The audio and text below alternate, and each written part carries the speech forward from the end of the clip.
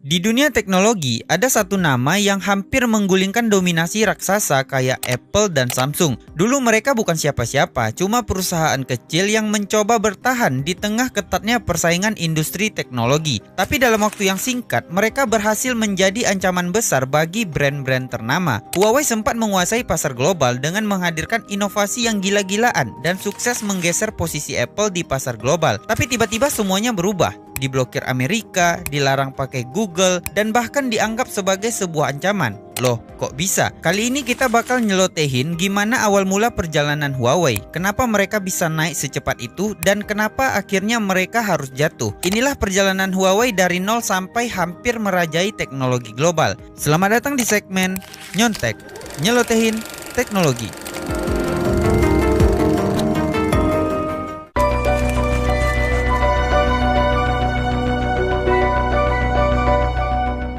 Ceritanya kita mulai dari tahun 1980-an. Di era ini, Cina baru aja memulai dan merintis industri teknologi mereka. Dan pada waktu itu, perusahaan teknologi yang berasal dari negara barat masih mendominasi di pasar global, sementara Cina masih tertinggal dalam hal inovasi dan teknologi komunikasi. Pemerintah Cina menyadari kalau mereka masih bergantung sama teknologi dari luar, tapi mereka juga mulai mendorong industri lokal supaya bisa berkembang dan nantinya mereka bisa mengurangi ketergantungan mereka sama teknologi dari luar. Di tengah kondisi kayak gini, seorang mantan insinyur militer yang bernama Ren Zhengfei, kita sebut aja dengan Pak Ren, melihat kondisi kayak gini sebagai sebuah peluang. Dengan visinya yang ingin menjadikan Cina supaya bisa mandiri dalam teknologi komunikasi, Pak Ren mendirikan perusahaan yang bernama Huawei Technology pada tahun 1987 di kota Shenzhen, Cina. Nama Huawei berasal dari kata Hua yang berarti luar biasa, sedangkan Wei bisa diartikan sebagai pencapaian. Jadi Huawei bisa kita artikan sebagai pencapaian yang luar biasa. Awalnya Huawei bukanlah perusahaan besar, tetapi distributor sederhana yang menjual peralatan telekomunikasi yang mereka impor dari negara-negara barat. Namun Pak Ren memiliki ambisi yang lebih besar. Dia nggak mau kalau Huawei cuma jadi distributor sederhana aja. Tapi Pak Ren menginginkan Huawei supaya bisa membuat dan menciptakan teknologi mereka sendiri. Nah, berawal dari ambisinya ini, Pak Ren bersama Huawei mulai merancang dan mengembangkan perangkat mereka sendiri yang dimulai dari perangkat telekomunikasi kayak switch jaringan dan perangkat infrastruktur telekomunikasi. Meskipun mereka berhasil membuat perangkat mereka sendiri, tantangan mereka sebenarnya baru aja dimulai karena mereka harus bersaing sama nama-nama besar yang mendominasi pasar waktu itu kayak Ericsson, Nokia, dan Alcatel. Selain itu, Huawei juga harus menghadapi keterbatasan teknologi dan sulitnya mendapatkan kepercayaan dari pasar. Beruntungnya, Huawei mendapat dukungan dari pemerintah Cina dan mendorong industri lokal supaya mereka nggak sepenuhnya bergantung sama teknologi dari luar. Dukungan yang diberikan pemerintah Cina nggak cuma dalam bentuk kebijakan aja, tetapi mereka juga memberikan kontrak besar kepada Huawei untuk membangun infrastruktur telekomunikasi nasional. Nah, berkat inovasi teknologi dan dukungan pemerintah, Huawei mulai mendapatkan landasan untuk bisa bersaing di pasar lokal Tiongkok. Pada tahun 1996, Huawei mulai memperluas jangkauannya. Kalau sebelumnya mereka cuma memasarkan perangkatnya di pasar lokal Tiongkok, kini mereka mulai berekspansi ke negara lain, tapi bukan negara-negara maju, melainkan negara berkembang yang masih membutuhkan infrastruktur telekomunikasi. Huawei menawarkan teknologi canggih, tapi dengan harga yang lebih terjangkau. Dan Huawei pun berhasil mendapatkan kontrak dari negara berkembang yang ada di wilayah Asia, Afrika, bahkan Amerika Latin. Seiring berjalannya waktu, dunia teknologi udah semakin berkembang. Mereka pun mulai menyadari kalau masa depan teknologi bukan cuma soal jaringan komunikasi aja, tetapi juga perangkat yang dipakai sama konsumennya. Dengan semakin berkembangnya teknologi untuk perangkat mobile dan tingginya permintaan untuk perangkat ponsel, disinilah Huawei mulai melirik industri ponsel. Nah, pada saat memasuki awal tahun 2000-an, Huawei mulai mengembangkan perangkat mobile yang masih sederhana, kayak modem internet dan perangkat fitur phone. Namun, titik balik terbesar Huawei terjadi pada tahun 2009 ketika mereka meluncurkan smartphone pertama yang mereka buat, yaitu Huawei U8220. Langkah ini menjadi awal dari perjalanan Huawei di dunia smartphone. Dengan strategi harga kompetitif, inovasi teknologi yang berkelanjutan, serta ekspansi global yang sangat agresif, Huawei semakin dikenal di dunia industri smartphone. Namun, perjalanan mereka nggak selalu mulus. Dalam beberapa dekade berikutnya, Huawei mulai menghadapi tantangan yang lebih besar lagi, termasuk persaingan ketat dengan brand-brand lain dan mendapat hambatan geopolitik dari negara-negara barat.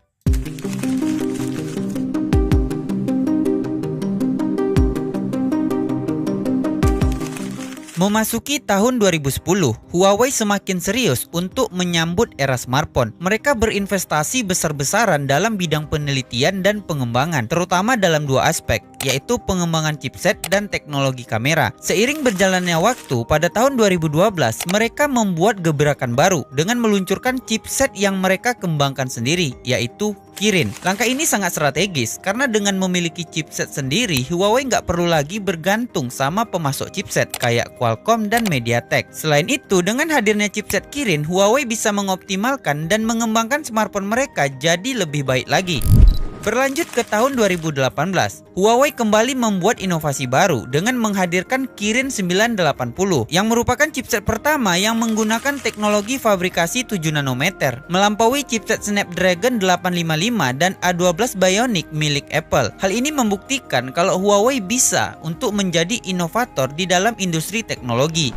Selain chipset, Huawei juga mau unggul di sektor lain yang sangat diminati sama pengguna, yaitu fotografi. Pada tahun 2016, mereka menggandeng Leica, yang merupakan perusahaan kamera legendaris asal Jerman yang dikenal sama kualitas optiknya yang luar biasa. Terobosan terbesar Huawei datang pada tahun 2018 dengan peluncuran Huawei P20 Pro. Smartphone ini menjadi yang pertama yang menghadirkan sistem triple kamera, sesuatu yang belum pernah ada sebelumnya. Fitur ini mendapat banyak pujian dari berbagai media teknologi yang membuat nama Huawei semakin terkenal, terutama dalam hal inovasi di dunia smartphone. Karena banyaknya inovasi yang dilakukan Huawei, hal inilah yang membawa nama Huawei menuju ke puncak kejayaannya dan berhasil menggeser posisi Apple. Saat itu, Huawei menjadi produsen smartphone terbesar kedua di dunia setelah Samsung. Namun, kesuksesan ini nggak cuma menarik perhatian, tetapi juga mendatangkan kekhawatiran bagi brand-brand besar, terutama perusahaan teknologi asal Amerika Serikat. Huawei dianggap sebagai ancaman serius, bukan cuma dalam industri smartphone, tetapi juga dalam pengembangan teknologi. Tragedi besar pun terjadi pada tahun 2019. Pemerintahan Donald Trump menuding kalau Huawei memiliki hubungan erat sama pemerintah Cina dan berpotensi menggunakan perangkat mereka untuk mata-mata. Tuduhan ini nggak cuma sebatas tuduhan aja, tetapi juga ada tindakan tegas dari pihak Amerika Serikat, yaitu memasukkan Huawei ke dalam daftar hitam perdagangan. Kebijakan ini jelas aja menjadi pukulan telak bagi Huawei karena mereka nggak bisa lagi untuk bekerja sama dengan perusahaan-perusahaan asal Amerika, termasuk Google. Akibatnya apa? Huawei nggak bisa lagi menggunakan layanan Google kayak Google Mobile Service, Play Store, dan lain-lain. Di titik ini, Huawei emang mengalami keterpurukan, tapi mereka mencoba bertahan dengan berbagai cara. Salah satunya yaitu mereka mengembangkan sistem operasi mereka sendiri, yaitu Harmony OS. Dan mereka juga membuat aplikasi Apps Gallery sebagai alternatif dari Google Play Store. Dari produsen smartphone yang hampir mengejar Samsung sampai mengalami kejatuhan akibat konflik geopolitik, perjalanan Huawei menjadi bukti kalau teknologi dan politik adalah dua hal yang nggak bisa dipisahkan dalam dunia modern.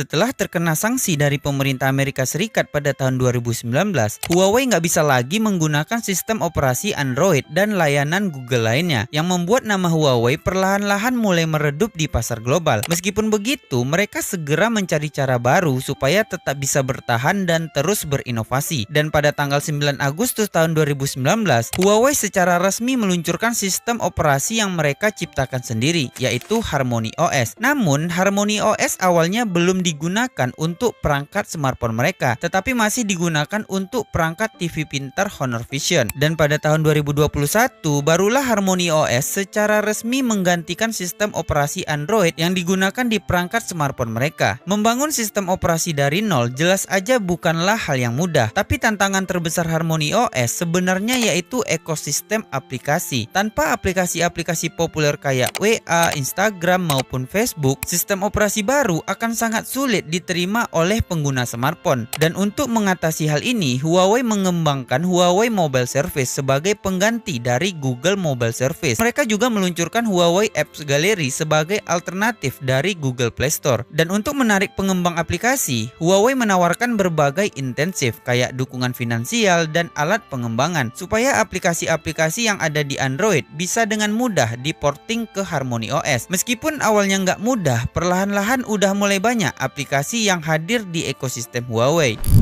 Huawei emang mengalami tekanan besar dari kebijakan yang dibuat Amerika, tapi mereka nggak kehilangan identitas mereka sebagai perusahaan yang terus berinovasi. Mereka terus meluncurkan smartphone flagship mereka kayak Huawei Mate Series dan Huawei P Series yang kini udah di rebranding menjadi Huawei Piura. Salah satu kekuatan terbesar Huawei yaitu teknologi kamera. Berkat kerjasama mereka dengan Leica, Huawei masih menjadi salah satu pemimpin dalam teknologi fotografi smartphone. Sanksi dari Amerika Serikat emang membuat Huawei kehilangan banyak pangsa pasar di Eropa dan Amerika Latin. Namun mereka masih punya keunggulan di pasar lokal Tiongkok, yang mana layanan Google emang udah diblokir sejak lama oleh pemerintah Cina. Tapi ada yang menarik, meskipun Harmony OS dikembangkan oleh perusahaan asal Cina, namun sistem operasi Android masih sangat mendominasi di negara tersebut. Hal ini menunjukkan kalau saat ini Harmony OS masih belum cukup kuat untuk bersaing langsung sama sistem operasi Android. Tapi kita nggak tahu ke depannya itu bakal gimana. Yang jelas Huawei masih bisa bertahan dan terus berinovasi sampai sekarang. Terima kasih udah nonton video ini. Jadi gimana? Apakah kalian ada pengalaman menarik dengan smartphone atau produk lain buatan Huawei? Coba ceritakan di kolom komentar. Mereka udah membuktikan, meskipun mereka dihadapkan sama tantangan besar, mereka masih mampu untuk bertahan dan menciptakan ekosistem mereka sendiri. Bahkan di tengah tekanan politik dan ekonomi dari negara-negara barat, Huawei masih jauh dari kata menyerah. Dan siapa tahu di masa depan nanti mereka bisa kembali menjadi raksasa teknologi global. Jangan lupa like video ini sebagai bentuk support dari kalian. Aku Dar dan subscribe.